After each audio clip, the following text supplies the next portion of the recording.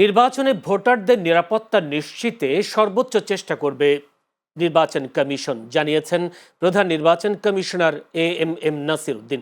তিনি আরও বলেন, নির্বাচন নিয়ে ইসির প্রস্তুতিকে স্বাগত জানিয়েছেন বিভিন্ন দেশের প্রতিনিধিরা।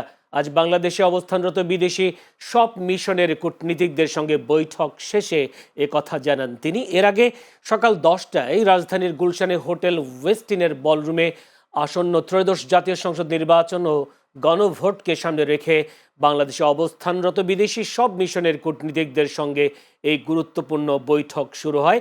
আসন্ন জাতীয় সংসদ নির্বাচনের সার্বিক প্রস্তুতি, নির্বাচনী প্রক্রিয়া, আন্তর্জাতিক পর্যবেক্ষক নিয়োগ এবং নির্বাচনের স্বচ্ছতা, আইন শৃঙ্খলা পরিস্থিতি ইত্যাদি নানা জরুরি বিষয়ে কূটনীতিকদের অবহিত করতে এই বৈঠকের আয়োজন করা হয়।